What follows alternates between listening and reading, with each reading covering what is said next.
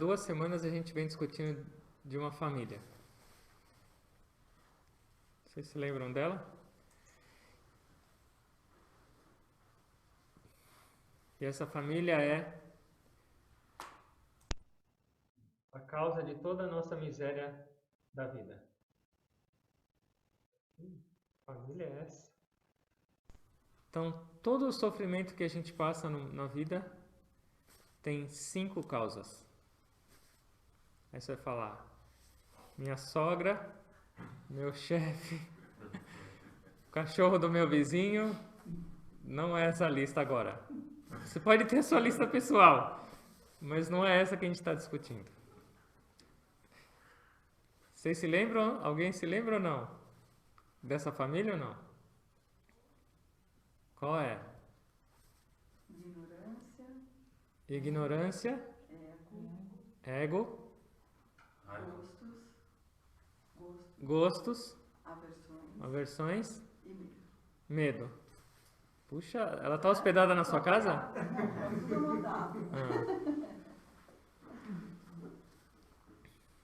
Então eu vou falar em sânscrito e vocês repetem. A gente precisa conhecer bem essa família. Avidya, Asmita, Raga, Dvesha, Avinivesha. Então, avidya é ignorância. Asmita, ego. Raga e Dvesha, gostos e desgostos, apego e aversão. E Avinivesha. Avinivesha pode ser entendido como ou um apego extremo à matéria, ao mundo e aos prazeres, ou medo da morte. Que na verdade dá na mesma. Uma pessoa que é extremamente apegada só à matéria e prazeres, ela tem mais medo. A gente falou por 2 aulas sobre a mãe dessa família, que é a ignorância. E hoje a gente vai falar do filho mais velho. Asmita, ego. Ego pode ter 2 nomes. Ele pode ser Asmita, que significa eu sou. E tem também um outro nome de ego em sânscrito. Alguém sabe, não? Ahankara. E Ahankara significa eu sou quem faz. Sou eu quem faço. Se a gente pegar Ahankara, dá pra gente lembrar fácil de quem é. Aham significa eu sou. Então usa o primeiro pedaço como em sânscrito. Aham significa eu sou. E deixa o cara do jeito que tá. Então traduz só a primeira parte. O que que dá? Eu sou o cara. Eu sou o cara significa ego. O que é ego? Uma pergunta. Ego é bom ou é ruim?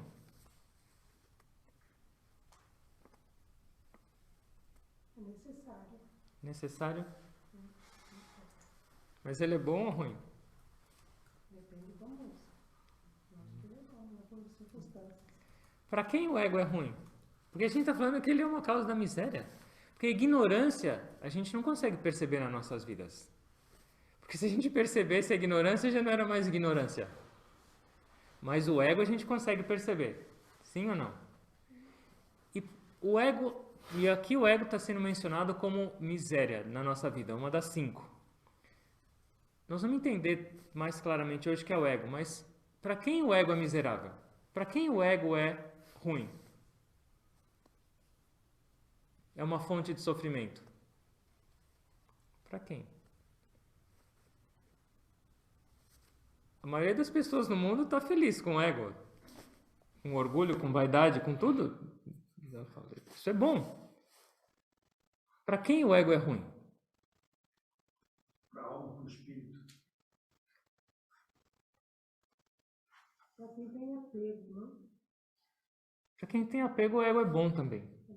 O ego é ruim para quem começa a entender a realidade dessa existência. O ego é ruim para quem começa a entender e ler nas escrituras ou escutar, por exemplo, você é a essência divina. Você não é esse corpo, você não é essa mente. Só que você está enroscado nisso por causa do ego. Aí ele fala, realmente eu estou aprisionado. Realmente minha vida, com essa percepção errada de quem eu sou, tornou minha vida miserável. Eu criei um monte de apegos e relações erradas e isso me trouxe sofrimento. Então, quando uma pessoa começa a despertar um pouco mais sobre a realidade da vida, sobre a razão dessa existência e sobre a verdadeira identidade dela, aí ela olha o ego e entende que é algo que estava prendendo. Mas se você falar para uma pessoa que não tem nenhum interesse em espiritualidade ou não tem nenhum despertar, o ego é ruim, ter vaidade é ruim, ou ter muita consciência corporal é ruim, ou ter apegos é ruim. É ruim para os outros, para ela não é ruim.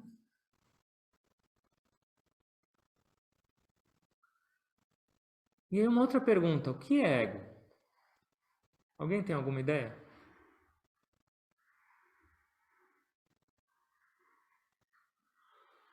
Todo mundo tem ego ou não? Sim. Tem? Tem? O que é isso? O que é ego? É aquela projeção da placa que você falou semana passada.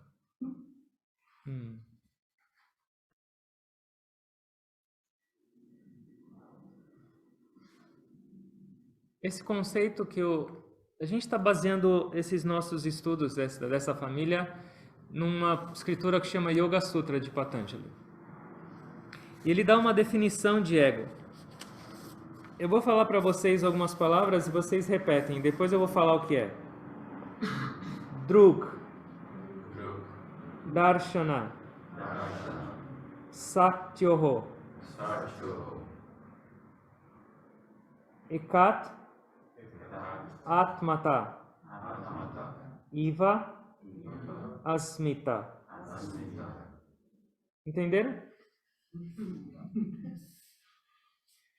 Então, o que ele está falando aqui? Esse sábio. Que existem dois poderes para a gente ter qualquer experiência no mundo. O primeiro vamos pegar o exemplo da visão. Aquele que vê e o poder de ver. Aquele que enxerga e o ato de enxergar. São dois poderes diferentes que existem para uma percepção acontecer. E o que esse sábio está falando? O que é ego? Quando esses dois poderes não são diferenciados. Um está superimpondo o outro. E a impressão a experiência é uma coisa só. Aquele que vê e o ato de ver, aquele que vê e a capacidade de enxergar se torna um. E isso é ego. Nossa. Tá ficando complicado. Vamos pegar um exemplo. Você e o seu carro. Você é que tem a capacidade de conduzir aquele carro. Você é o poder de conduzir. E o carro foi feito para responder a isso. Então, ele foi produzido para que você conseguisse se movimentar nele. Para virar, para dar seta. Então, ele tem todo um aparato para funcionar com perfeição como um carro. Então, tem dois poderes. O poder de funcionar, que é o carro. O poder de rodar, o poder de dar seta, o poder de ligar o farol, o poder de ouvir rádio e assim por diante, de acelerar. Mas o que precisa para esse poder funcionar? Precisa de um outro poder. E qual é esse poder? Alguém que conduz. O poder do motorista. Então, nas nossas vidas também existem esses dois poderes. existe o poder interno, que tem a percepção ou a experiência, o poder de ver e a capacidade de enxergar. Nós vamos entender isso. Numa outra escritura é dito que para qualquer experiência que a gente tem no mundo, a gente precisa de 3 fatores que sempre precisam estar presentes, senão a gente não consegue ter a experiência ou o desfrute. E eles são os sentidos. Então, para eu ver, eu preciso de um olho. Que mais? Que mais eu preciso além do olho para ver? Algo para ser observado. Mas isso é externo. Para a gente ter a percepção. Se olhar para uma coisa, não compreender o que é ela, é como se não tivesse visto. Então a gente precisa de mente também. Ou intelecto, esses instrumentos internos que vão permitir a percepção, conectado com os sentidos. Mas precisa de outra coisa ainda, além disso. E o que é? Sensibilidade também, não é? Da onde vem? Da alma, não é? Alma. Então esses 3 têm que estar juntos. Porque pensa, vamos supor, uma pessoa empacotou. O que é empacotar? A alma dela saiu. Ela tem o olho, ela tem a cachola lá com todas as experiências, mas a alma foi embora. Aí você fala para ela, enxerga, você não está vendo? Não, já era, não vê. Olho, ou, por exemplo, a alma continua lá. Não vamos ser tão trágico agora de segunda-feira.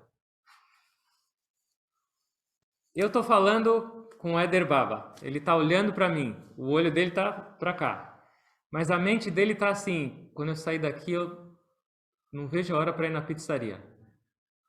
Ou seja, ele está olhando, mas a mente dele está em outro lugar. Então, o que está aqui agora dele? O olho e a alma, a mente está na pizzaria. Tem experiência? Não. Não dá. O que você falou mesmo? Onde eu estava? Esses 3 sempre têm que estar juntos. Isso está claro? Senão, não tem experiência. Então, o que esse sábio está falando? Ele separou a alma e esses 2 ele colocou juntos. Aquele que permite a experiência, que é a mente ou o intelecto, junto com os sentidos, e aquele que é o poder que faz com que as coisas aconteçam, ou com aquele que experiencia realmente as coisas, que é a alma. Então, o que é? O instrumento é o intelecto e os sentidos. Mas quem está utilizando o instrumento? A alma. Tá claro ou não? Ou mais ou menos?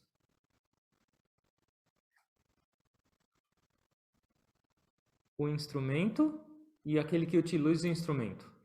A capacidade de ver e aquele que enxerga. E o que é ego? Não saber diferenciar os 2. Ou não perceber que existe essas 2 separações. O que é ego? É a mesma coisa que você está dirigindo, quando eu dei o exemplo do carro, e alguém bateu no seu carro. E aí você sai e fala, bater em mim. O carro está amassado. Você está inteiro. Não aconteceu nada, mas bater em mim. Olha o risco que fizeram em mim. Se você falar isso, alguém não está bem. E isso é ego. Eu fiquei tão grudado com aquilo, com essa experiência, e identificado com essa habilidade de ver, que eu esqueci que sou eu quem vê através desses instrumentos. Dá para entender? Isso é o conceito que ele dá de ego. Não conseguir fazer essa separação. Então, é a identidade nossa com os nossos instrumentos internos, que são memória, intelecto, mente, e a não percepção de quem eu realmente sou é chamada de ego. E quando a gente fala os instrumentos internos, a gente pode considerar isso aqui também. Então, a superimposição do que não sou eu, encobrindo aquilo quem sou eu.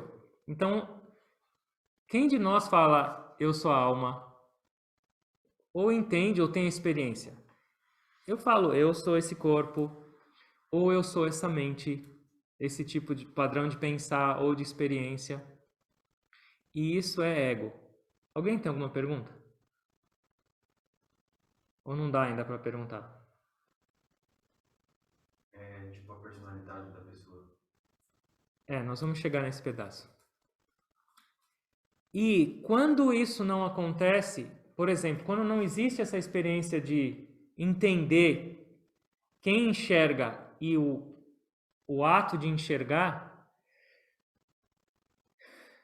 isso é formado o ego. E o ego se manifesta em 3 tipos de experiências diferentes. Ou 3 funções do ego. A primeira função do ego é chamada de identidade.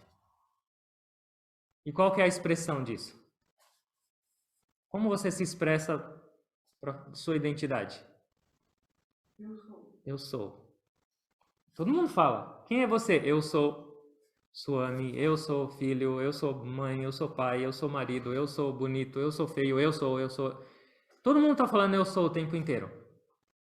Então, essa primeira característica do ego é identidade. Eu sou. Mas o problema é a identidade errada. Todos nós estamos passando por uma crise de identidade. A gente fala eu sou o tempo inteiro, mas você sabe quem é você? Ou você sabe o porquê você está falando eu sou? Qual é a sua experiência quando você fala? Então, todas as expressões que a gente fala eu sou, será que está se referindo à sua verdadeira identidade ou alguma outra? Eu sou. E aí o que acontece? Depois que você cria uma identidade eu sou, vem a próxima característica do ego, que é atividade. E qual é a expressão normal para falar de atividade? Eu faço. Eu faço. Então o que acontece? Eu tenho uma identidade e quando eu exerço essa identidade, ela se torna atividade. Por exemplo, eu sou um monge, eu faço meditação. Eu sou dentista, eu faço tratamentos dentários. E assim por diante. Eu sou, eu faço. Eles estão conectados. Eu sou médico, eu opero. Eu sou mãe, eu cuido do meu filho. A identidade vai determinar a atividade. E o que acontece? Se eu não sei quem eu sou, a minha relação com a atividade vai ser também distorcida. E qual é a última? Se eu sou e eu faço, o que acontece com depois que eu faço? Eu é a última característica do ego, possessividade. Então eu tenho. Então, eu sou um monge, eu faço meditação e eu tenho uma roupa laranja, ou eu tenho paz, ou eu tenho alguma coisa, uma barba comprida. E a gente, com essas 3 características, a gente vive esquecendo quem nós somos e acumulando, possuindo e tendo essa experiência distorcida de quem eu sou. Posso falar? Claro. Então, vamos lá. Caramente. Aí, enfim, eu me formei, eu pratico a medicina e eu faço Aí você fala assim, eu só vou subir na hierarquia das coisas, você está só no ego. Agora, se eu falar assim, eu entrego a minha vida realmente fazer, ou entrega realmente, você está tudo por tudo. Aí não tem mais ego. Enquanto, por exemplo, mesmo que a pessoa faça a profissão dela abnegada, Exatamente. Mas enquanto ela ainda se imaginar, eu sou o médico fazendo caridade, ainda é o ego. Bom, isso também é um monge também. Se fizer, Exato. Enquanto eu pensar, eu sou um monge e eu estou fazendo uma palestra, é ego. O ego tem níveis diferentes. Às vezes ele é muito imaturo, que é realmente uma pessoa egoísta e egocêntrica, e tem um ego que está mais maduro. Nós vamos chegar também lá. Tem alguns níveis de ego. Mas enquanto a pessoa tiver a experiência do que eu sou isso e eu faço isso, mesmo que ela fizer o bem, mas ainda, enquanto ela estiver tendo a experiência de que eu estou fazendo bem, é o ego. Ele vai mudando, ele vai amadurecendo, mas ainda é o ego. É a característica dele. Certo? Ficou claro? Ah, Nós nascemos com o ego já? sim. Nascemos com ego. Lembra que esse ego é a experiência. O ego vem com a ignorância. Ele é o primeiro filho. E o ego é também essa ferramenta que nos dá a experiência de individualidade. Então, uma criança, ela nasce já com a experiência de que eu sou esse ser. Ela já tem a experiência da individualidade. Ela já se sente individual. Então, isso já é ego também. Mas essa é uma parte positiva do ego. É uma parte existente que faz parte. Ela é um acessório essencial da vida. Mas, com as experiências que ela vem na bagagem, aí a identidade dela começa a se desenvolver junto com o que ela recebe nessa existência. Então, quando ele acaba de nascer, a mãe pega ele no colo e fala: "Você é meu filho." Ele já ganhou uma identidade. Você é um menino, outra identidade. Você é bonitinho, você é gordinho. Essas são todas identidades. Ele vai construindo. Esse é o ego também. O ego dele está sendo moldado com as experiências. Não faça isso, é errado. Então a atividade dele também vai sendo direcionada. Isso é seu, isso é sua chupeta, isso é sua comida, isso é meu, porque eu sou o bebê. Então, o ego vai sendo construído com duas coisas: as experiências que ele já trouxe de outras existências, junto com o que ele recebe agora. Ficou claro? Mas a gente então estaria sobrepondo camadas no ego que nasceu estaria de uma certa forma tranquila, assim, em termos de espiritualidade.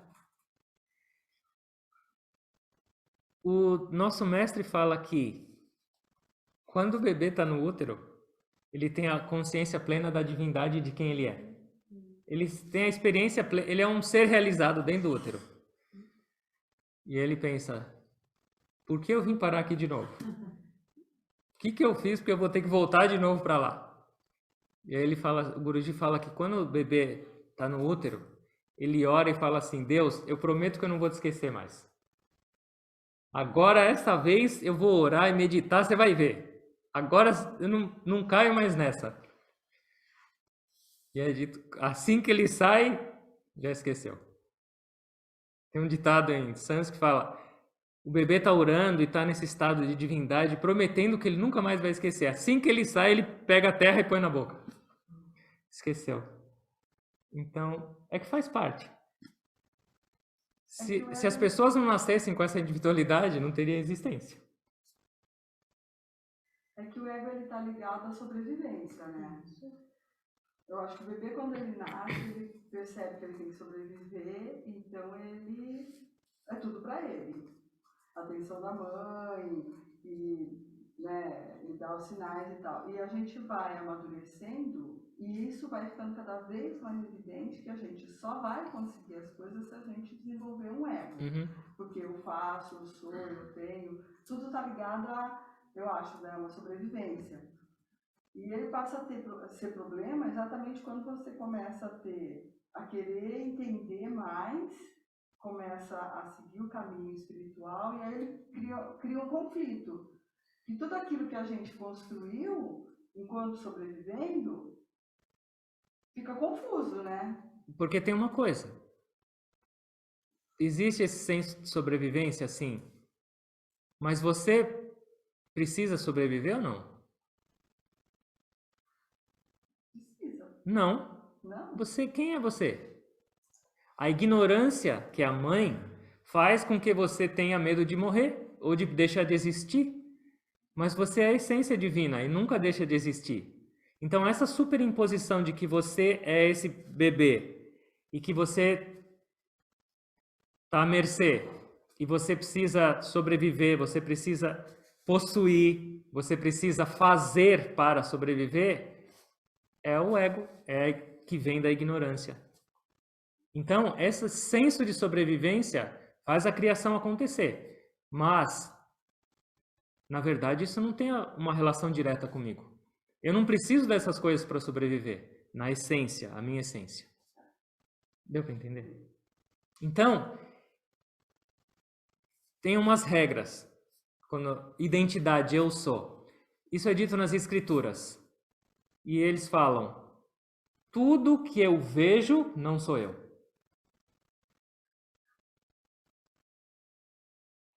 Eu vejo o expedito, eu não sou o expedito. Faz sentido, né? Eu vejo esse livro, eu não sou esse livro. E agora? Eu me vejo ou não? Eu estou vendo. Eu vejo esse corpo. Ou seja, eu não sou esse corpo. Tudo que eu vejo não sou eu. E aí eu pergunto para vocês: vocês veem a mente de vocês ou não? Vê ou não? Vê ou não? Não com esses olhos. Mas quem nunca falou: minha mente não está boa hoje? Não estou com a cabeça boa hoje. Meu intelecto hoje foi pro buraco. Não lembro de nada. Eu estou enxergando. Não é? Eu enxergo os pensamentos ou não? Tudo que eu vejo não sou eu. Se eu vejo meus pensamentos, eu não sou. Se eu vejo minhas emoções, hoje eu estou com raiva. Estou vendo. Não sou eu. Então, tudo que eu vejo não sou eu. Claro?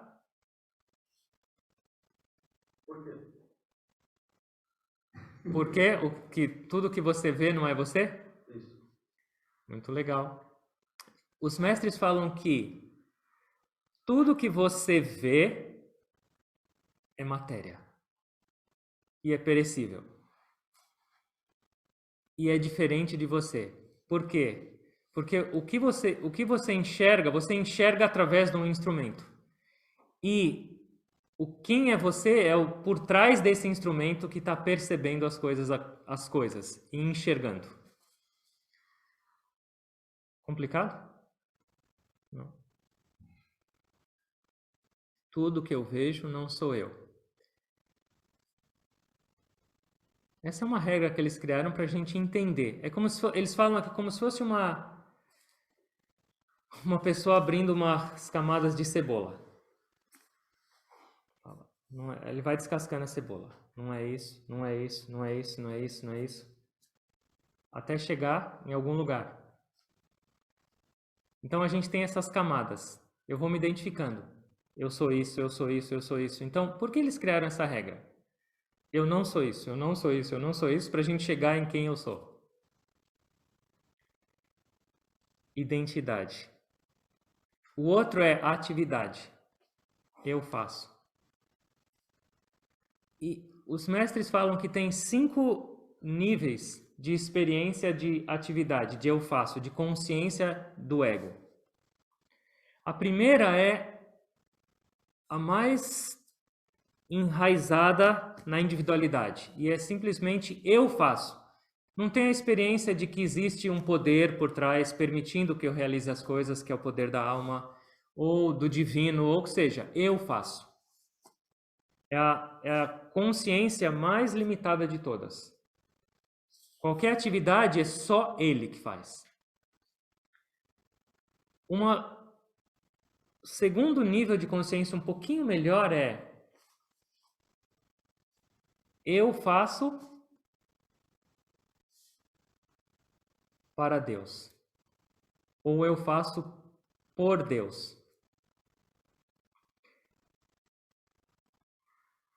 Já melhorou. Eu coloquei agora o divino no meu ato de fazer. Então, eu estou fazendo ainda, mas pelo menos eu lembro dele e falo, ó, tá bom, lembrei de você. Eu continuo fazendo, mas ele recebe. O próximo nível de consciência é, eu faço ainda, através de Deus. Está melhorando. Eu já chamei ele um pouco mais para a minha vida. Ele está participativo mais. Eu faço através dele. Ou seja, se você não tivesse, eu não conseguiria fazer. A outra nível a gente inverte. Não sou eu que faço através dele, ele faz através de mim. O poder é dele, não meu. Ele faz através de mim. Eu agora me tornei um instrumento. Esse é um grau de consciência já mais elevado. E tem um último grau de experiência que é ele faz. Que instrumento? É ele que faz tudo. Se tiver instrumento, se não tiver, ele manifesta. Sempre é ele que faz. Tudo é ele que faz. E essa experiência, na verdade, é ele e eu somos um. Eu me identificava como esse corpo, como esse indivíduo, então eu criava essa divisão. Mas a última experiência é ele faz tudo. Ou essa essência divina realiza tudo através desse corpo, através dessa mente. Claro? É algo para a gente refletir. E é algo que essas ideias opostas de identificação com o corpo e com a mente está tão firme nas nossas vidas que quando a gente escuta essas coisas, parece um conto de fadas. Eu sou a alma, eu não sou esse corpo. Parece que é uma historinha para boi dormir. Mas essa é a essência da nossa vida, e essa é a verdade. E o último era...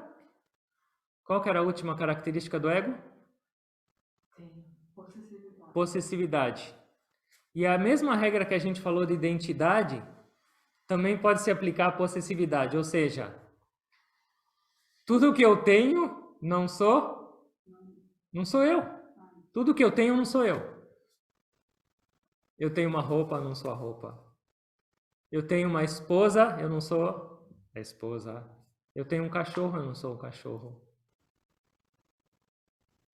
Eu tenho um corpo, eu não sou esse corpo. Então, tudo que eu falo ou penso, eu tenho, é diferente de mim.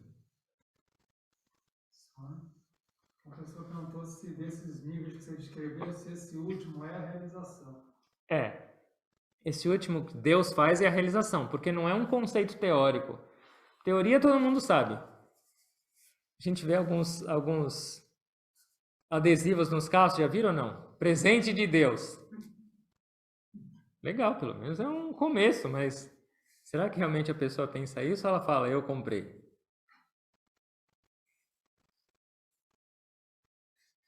Graças a Deus. A gente fala, mas será que a gente sente? Será que a gente entende isso? Então, esse grau último é a realização. É a experiência de quem eu sou e da minha relação com ele. Não tem diferença nenhuma. Alguém tem alguma pergunta? Não significa negar, né? Mas sim mudar a percepção só. Não é negar. A gente tem que trabalhar para ter experiência diferente. Então, tem muitas pessoas que falam assim, eu vou eliminar meu ego.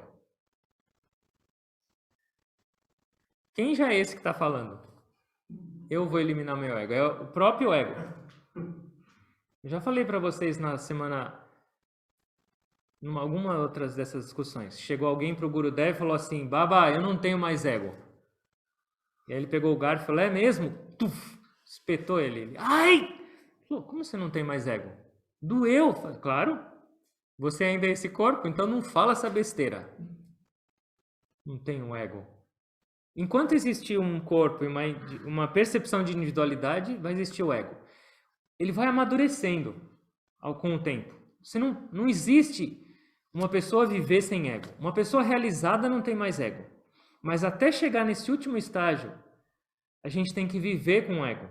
Então a gente tem que amadurecê-lo e não negá-lo, porque negá-lo faz parte do ego também. E o que significa amadurecer o ego? Como eu amadureço o ego?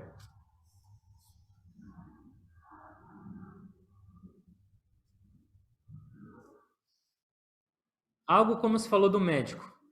Eu sou um médico e eu estou fazendo, mas eu estou oferecendo para Deus. Então, o que eu estou fazendo? Diluindo aos poucos minha individualidade. Eu ofereço para Deus, eu faço para Deus, é dele. Então, gradualmente eu estou colocando o meu ego conectado com o divino. Isso é diluir o ego. É essa atitude. E por que a gente discute essas coisas? Essa diferença de que existe alguém que vê, existe um instrumento de ver. Porque isso faz a gente refletir e faz a gente querer buscar a experiência disso. A gente pensa um pouco nisso e isso faz com que a gente gradualmente busque uma resposta, busque uma experiência. Porque a teoria só não adianta. Que adianta a gente ficar falando aqui, você é a alma, você não é o intelecto. Você só pensa que é o intelecto. Quando a gente para de falar, a gente volta para a mesma percepção. Mas a gente tem que buscar agora essa experiência. A gente entende o que é a realidade, a gente entende o que é a verdade da nossa existência e a nossa percepção distorcida do momento e como a gente deveria buscar.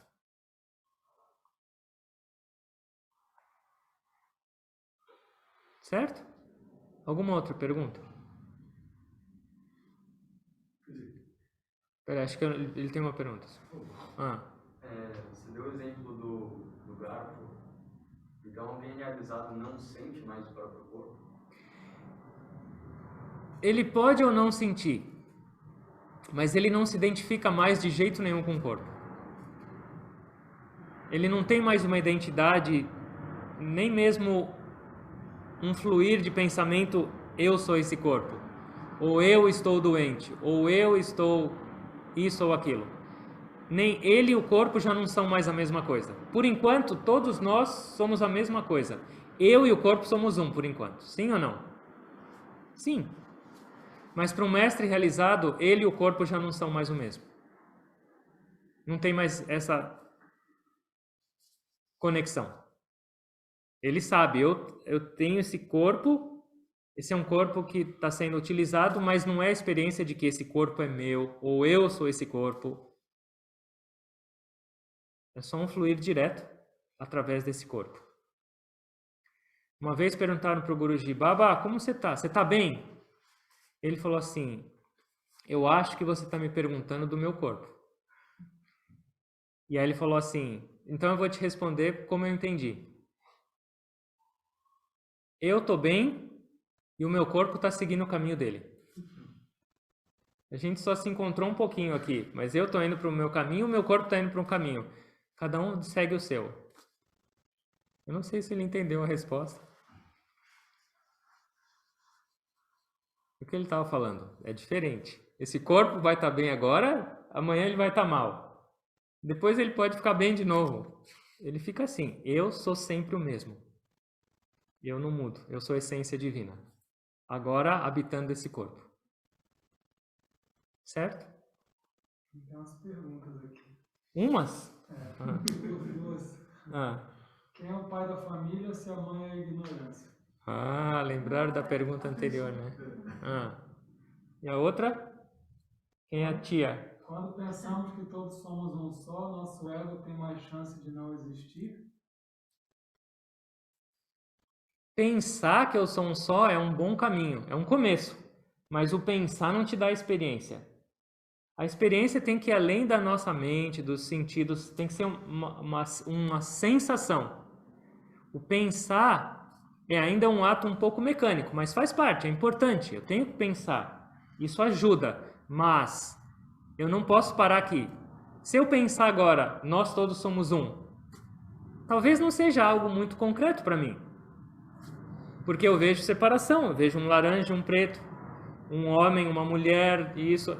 Então, eu posso pensar ou desejar ter essa experiência, mas o pensar só não vai adiantar. Ele pode construir um desejo, uma vontade de realmente ter essa experiência. E é isso que as nossas discussões devem trazer.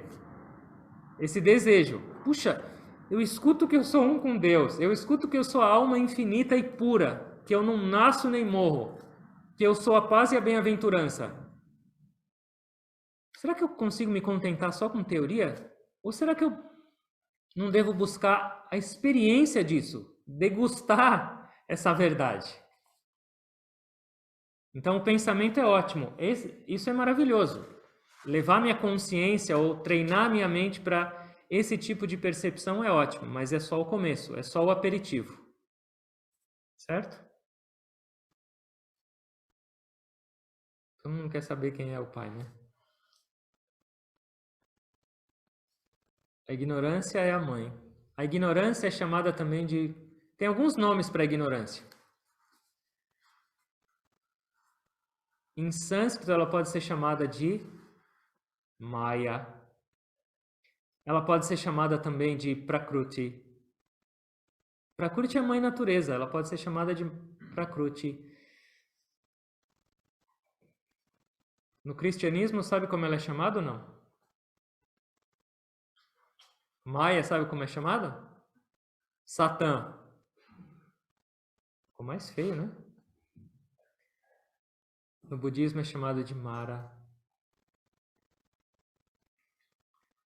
Quem é o parceiro de Prakruti? Purusha. A ilusão ou a ignorância é simplesmente um poder do divino. Um poder de Deus. O poder de Deus manifesta toda a criação. O poder de Deus faz com que a gente perceba uma árvore, uma pessoa, uma borboleta, um mosquito que acabou de passar aqui, uma flor. Mas isso é também chamado de ignorância. Eu percebo uma flor e falo, a flor é bonita, a árvore é bonita, mas em essência é tudo uma coisa só. Então esse poder de Deus, chamado Prakruti ou chamado Maya, o poder ilusório, é o que permite que exista a criação, exista a individualidade, exista a ignorância. É o jogo divino. Então, Deus e o poder de Deus. O poder de Deus é chamado de Prakruti ou Maya ou ignorância. Então, o marido da ignorância é Deus. Ela é a esposa. Puxa, Deus casou com a ignorância? Caramba! E tem uns filhos desse jeito. E teve uns filhos desse jeito ainda? Puxa, ele deve estar falando, que família... Deus, o que eu fiz? Não, Deus ele não pode falar porque ele é Deus. É que assim, a gente olha no aspecto negativo porque a gente começa a perceber que isso traz sofrimento para nossas vidas. Mas o mundo inteiro está feliz com isso tudo, com essa família. Sim ou não? Sim. Esse é o jogo divino. Quando a gente percebe, a gente começa a querer se libertar disso. Para ir além, eu falo, agora eu quero conhecer. Eu já conheci essa família demais, eu quero ver o meu pai agora. Eu já fiquei com a minha mãe e com meus irmãos muito tempo, eu quero ver o meu pai agora.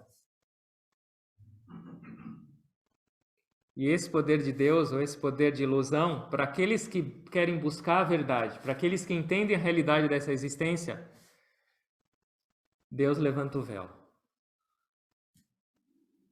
Era só uma brincadeira.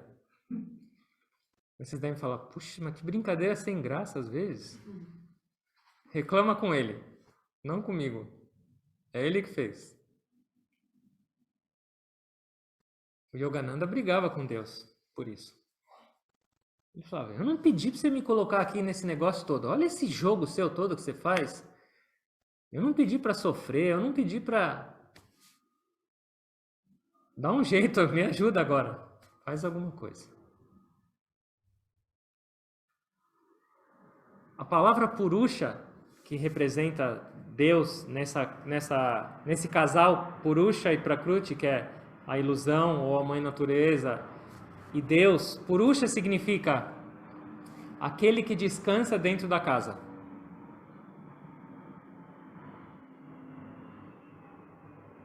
Tem alguém descansando dentro da sua casa ou não? Quem? Meu pai. Seu pai? Pô, não vai falar que seu pai está dormindo agora, né? Tá descansando. Sim.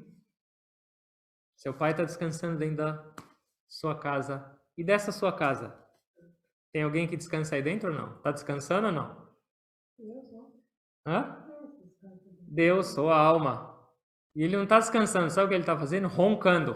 Nossa alma está roncando lá dentro. E esse é o significado de Purusha.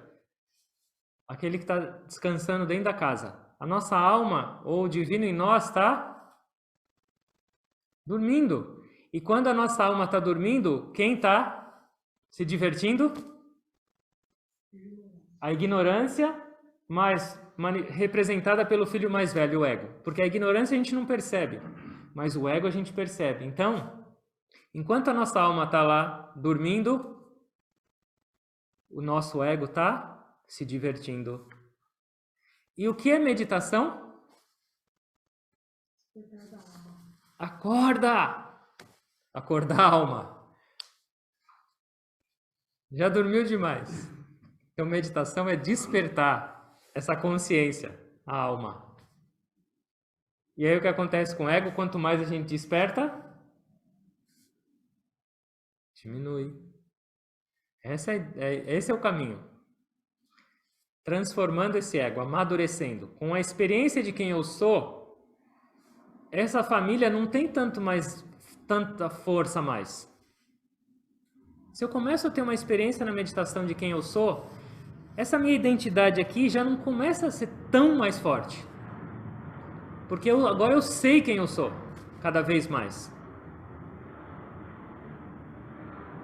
A minha relação muda com o meu corpo, a minha relação muda com as minhas atividades e a minha relação muda com as minhas posses.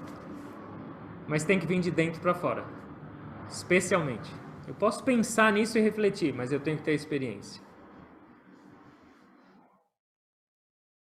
Uma vez Maria foi visitar Jesus, ele estava com os discípulos e alguém falou para ele: Jesus, sua mãe está lá fora. E o que ele falou? Quem é minha mãe? Ele falou: puxa, mas que insensível.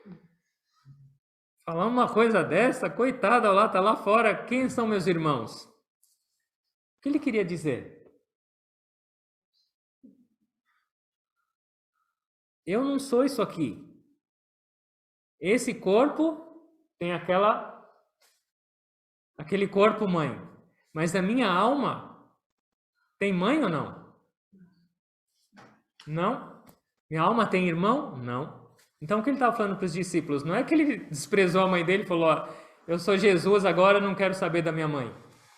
Mas a essência divina, não tenho mãe, não tenho irmãos. Ele falou num outro ponto também. Eu estou nesse mundo, mas eu não sou desse mundo. Eu estou nesse mundo aqui, mas eu não sou esse mundo. Só estou aqui por um tempo. E eu preciso acordar. Meditação. Ficou claro? Ou alguém tem alguma dúvida ou centenas delas? O negócio é que, teoricamente ou racionalmente, a gente nunca vai chegar a uma resposta clara. A gente pode entender, mas a mente sempre vai falar: eu preciso dar um jeito de dar uma bagunçada aí. Qual seria então a função do corpo no desenvolvimento espiritual? Vamos supor que ou você ou o Éder Baba quer voltar para Santos agora. Não? Não. Vamos supor que o Éder Baba não quer voltar para Santos, então. Eu preciso arrumar algum exemplo de alguém que quer sair, então. Para eu me deslocar, por exemplo, daqui para o litoral, eu vou precisar de um transporte. De carro ou de ônibus. Então a função do carro é te levar. E aí quando você chega lá, você não vai ficar dentro do carro, olhando a praia dentro do carro. Você vai sair do carro e vai mergulhar. Os mestres falam que esse corpo é um veículo para a gente viver, adquirir experiências e sabedoria, que é a nossa jornada. Então, esse corpo é o veículo que vai nos levar até o divino, o litoral. Mas aí, quando chega lá, esse corpo não é mais necessário. Eu abro a porta e mergulho no oceano de bem-aventurança, que é Deus. Então, eles falam que esse corpo é o veículo que a gente recebe nessa existência para adquirir experiências, conhecimento, sabedoria nessa jornada até o nosso destino. O corpo é um veículo da alma. Certo? Necessário, né? Claro, extremamente necessário. O nosso mestre Gurudev Baba Hariharananda falava que no caminho espiritual o corpo é o mais importante. Pode parecer até estranho, mas sem veículo não tem como chegar. Tanto é que é chamado templo sagrado. Templo sagrado. Então, sem esse veículo não dá para chegar. E assim como você precisa fazer revisão, troca de óleo, encher o pneu, colocar água, esse corpo também precisa dessas coisas. Mas qual é o problema da nossa relação com o corpo? Eu preciso cuidar do corpo. Mas o que a maioria das pessoas e nós mesmos fazemos? A gente fala, eu sou esse corpo. Então eu já não estou mais cuidando de um veículo. Eu estou cuidando de mim mesmo. E aí que vem os enroscos. Porque eu tenho vaidade, eu tenho apego, eu tenho um monte de outras coisas que eu não teria se fosse só o meu veículo. Certo? Certo? A redução do ego é diretamente proporcional à redução do karma? O que acontece? Tem umas relações aí. O que acontece? Quanto mais karma eu tiver, mais a minha mente vai estar agitada, extrovertida e afastada da experiência divina. Então, quando eu começo a purificar minha mente através da meditação, ou seja, meus karmas começam a ser eliminados da minha vida, eu começo a naturalmente refletir mais a experiência do divino. Então, quanto mais eu eliminar meus karmas, que são a minha bagagem e que me identificam e me dão as experiências no mundo, mais eu estou próximo de quem realmente eu sou e o meu ego está diminuindo também.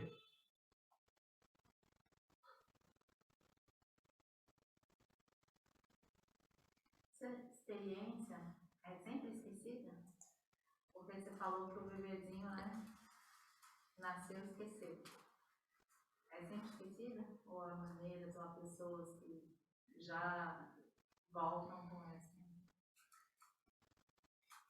Para a maioria dos seres humanos, entre aspas, normais, essa experiência é esquecida. Todos nós nascemos e esquecemos quem somos. E a nossa vida é para lembrar de quem somos. Só que a gente, muitas vezes, não tem esse estímulo ou não tem essa possibilidade e a gente passa a vida sem saber quem é, identificado com isso, até alguma outra próxima existência, esperando um grau de maturidade. Mas, por exemplo, um ser que nessa existência meditou, alcançou, se purificou e chegou nessa consciência, eu sou esse. Se por uma missão ou se por alguma razão ela tem que voltar para uma próxima existência, não porque ela é obrigada, porque ela não tem mais karma, ela está liberta, ela está uma com o divino. Mas se ela, por exemplo, volta para uma missão específica, ela nasce consciente e ela nunca perde essa consciência. Como dizem, por exemplo, Jesus. Desde que ele nasceu, ele era consciente da divindade dele até o fim. Krishna e assim por diante. Isso que é chamado, por exemplo, de encarnação divina. Nasce com a consciência da divindade e nunca mais perde. Então, o que acontece? Uma vez que a gente conquista isso, por exemplo, agora em vida, a gente nunca mais perde essa experiência da nossa verdadeira identidade. Certo?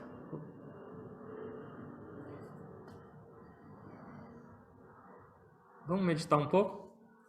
A gente fala que meditação é o mais importante e a gente fala 1 hora e medita 3 minutos. Tem alguma coisa errada.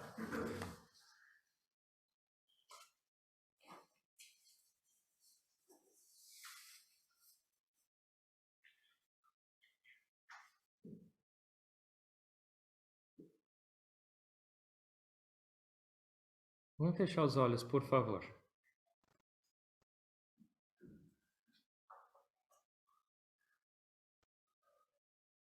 E observar a respiração.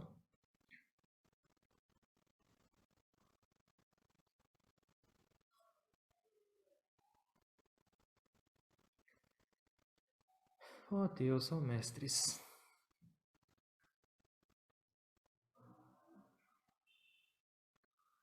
Quanto mais eu escuto sobre essa realidade absoluta da vida, mais eu me surpreendo com a minha ignorância. Como é possível eu ser essa essência divina, pura, e me entender como um ser humano limitado?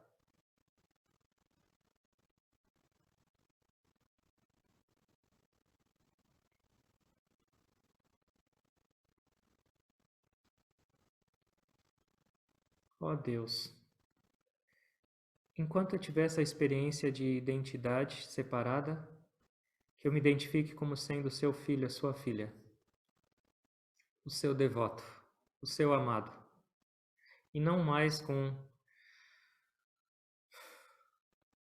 identidades egoístas, egocentristas e nocivas. Que eu me identifique com você. Que cada atividade da minha vida seja dedicada aos seus pés, e não alimentando o meu ego e minha individualidade. E que eu entenda, ó Deus, ó mestres, que eu não possuo nada. Até mesmo esse corpo foi um presente seu. E ele nada mais é do que o templo divino, a sua morada. Como eu posso possuir algo? Tudo é seu, nada me pertence.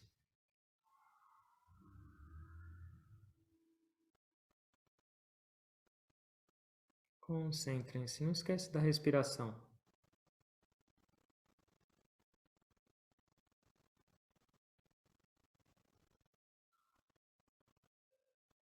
Quando a gente observa a nossa respiração, a gente está fazendo uma declaração de amor para o divino. Ó Deus, ó Mãe Divina, eu me lembro de Ti. Você respira em mim.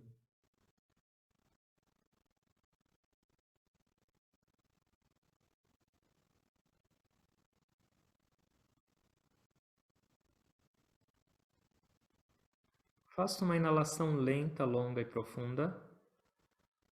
Segura a respiração. Curvem seu corpo para frente o máximo que puder. Exale. Respiração normal e consciente.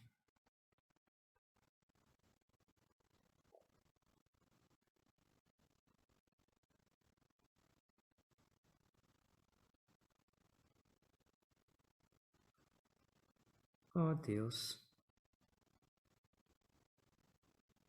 Agora chega dessa brincadeira.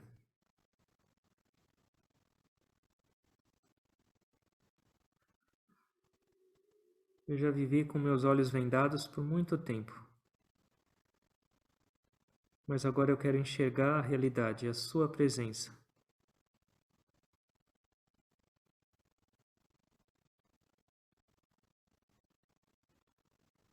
Me ensina a viver. Me ensina a te entender.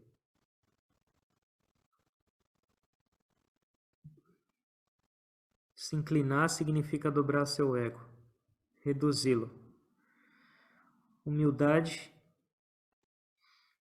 é o dispersor do ego.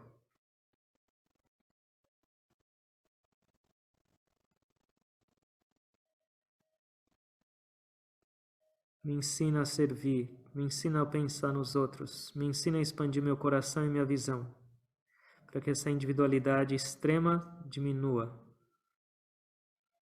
para que esse egoísmo se transforme em altruísmo e, ultimamente, em divindade. Precisamos crescer, precisamos da presença de Deus, que já está, mas a gente precisa enxergar. Inale lenta, longa e profundamente. Segure. Sentem-se, por favor. Exale. Respiração normal, consciente.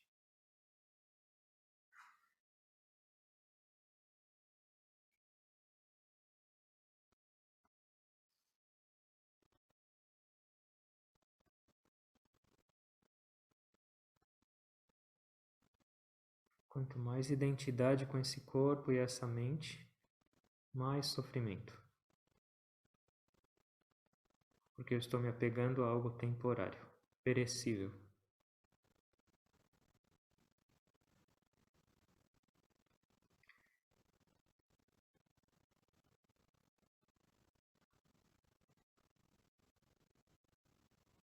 Buscar os tesouros do céu, onde nem as traças, nem os ladrões, nem a ferrugem pode alcançá-lo. Inale lenta, longa e profundamente, com amor. Exale lenta, longa e profundamente, espalhe amor. Inale, longa, lenta e profundamente. Exale, lenta, longa e profundamente. Mais uma inalação, lenta, longa e profunda. Exale, lenta, longa e profundamente. Mais uma vez. Inale. Segure, concentrem-se. Exale. Respiração normal e consciente. Levando a sua atenção agora para dentro da cabeça.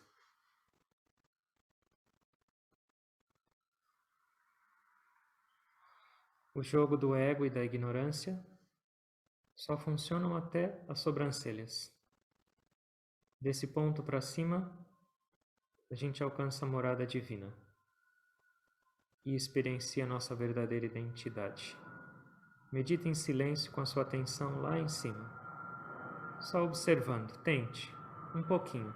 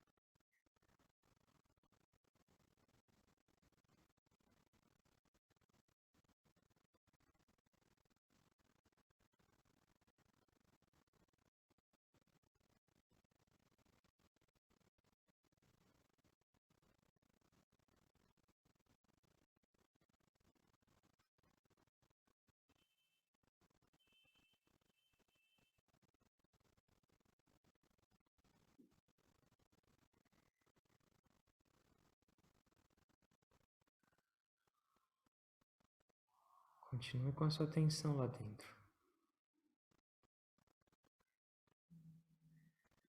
Sakali tumari cha ichamai taratumi tumar karma tumi karoma loke bali karyami Sakali tumari cha ichamai taratumi tumar karma tumi karoma loke bali karyami Sakali tumari cha. Ó Mãe Divina, você é a criadora e mantenedora desse universo. Tudo só funciona por causa da sua presença e doce vontade. Todos os seres vivos se mexem, se movimentam, existem e deixam de existir pela sua presença. E o homem, na sua mais profunda ignorância, continua insistindo em dizer eu faço.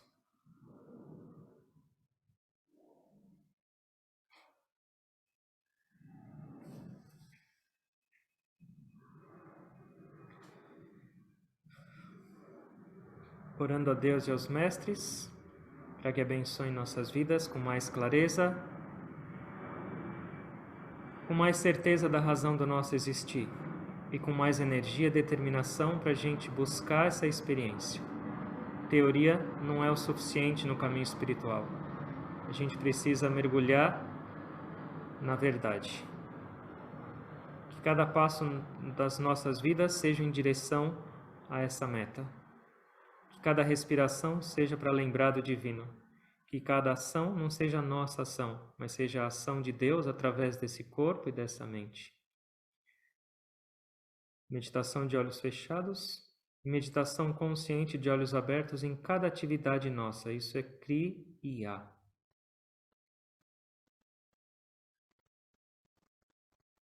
Muito obrigado a todos. E tentando lembrar e tentando perceber essa presença divina em todos. Na realidade, nós somos um, com formas diferentes. Eu me inclino a todos vocês.